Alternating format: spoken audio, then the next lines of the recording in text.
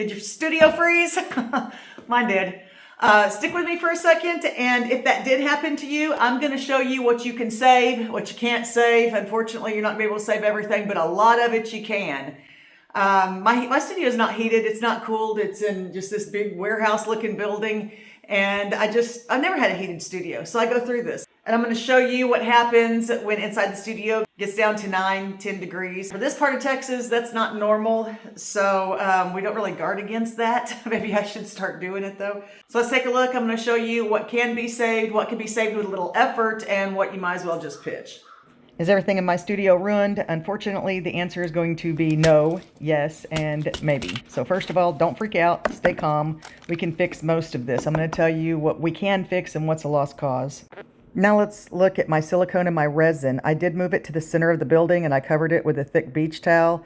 If this happens, just let it sit. Once it returns back to normal temperature, it will also return to this normal consistency. Do not try to use it when it's too cold because it's just not going to mix properly.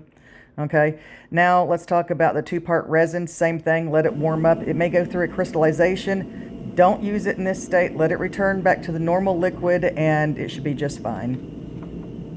I did leave brushes in here.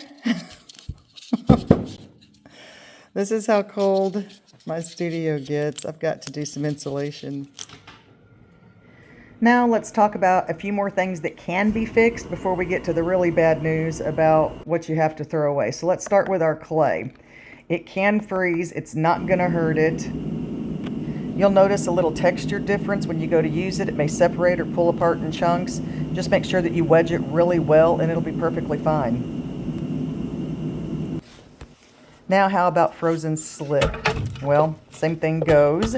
Let it return back to a workable temperature and then let it rest. Mix it slowly at first and then you can mix it as usual. You can see this stuff right here, it didn't freeze solid all the way through, but after tonight down to 17, 15, whatever it's going to be, it may. But that's okay, it can be salvaged. Now let's talk about glazes and underglazes. This can be a little trickier, but most glazes will be usable after freezing. They just may need a little help. Some glazes may separate, others might get a rock-hard bottom in the jar. A big concern is crystallization, also known as the dreaded oolites. These are just minerals that are separating into small hard crystals or balls. These can be filtered out, but keep in mind, once you filter it out, you'll be missing that mineral in the glaze, so it could change color or consistency. Brush-on glazes can also suffer from binder degradation. You may notice the glaze is getting really thick or it doesn't stick to the pot. The shelf life is cut in half.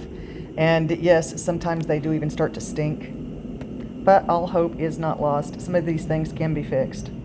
You can add gums to brushing glazes if they look too thin or if they don't stick to the pots. And yes, I know if you remove the minerals, the oolites, from the glaze, it could change the consistency or the color, but we can fix that too.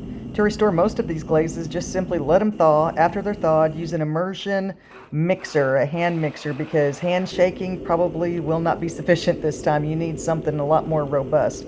After you mix it, run it through an, I don't know, like an 80-100 sieve to remove all the oolites. Once you've collected all the oolites, after straining them, just heat them up in the microwave, and once they've melted, just simply mix them back in your glaze. Done.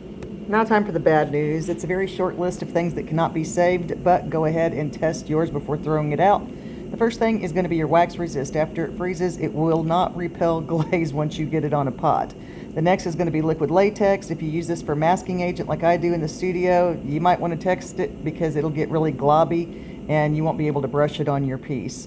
The next thing is Bisque Fix or Magic Mender. Some people have reported that it's going to lose its bonding properties. Personally, I have some really old jars and they work just fine. You do have to remix them because they will separate, however.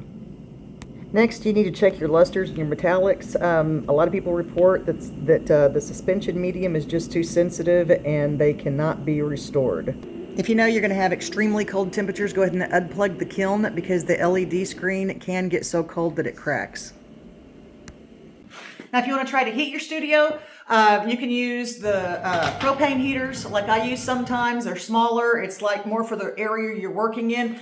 Or if you're in a garage, that may work. Or if you've got a bigger building and you need to heat it, you might want to get one of these bad boys. It takes either kerosene or diesel. And that thing will heat this whole studio. Stay warm, everybody. I've got lots of really cool classes coming this spring and summer. Just as soon as that beautiful Texas weather returns, I'll see you then.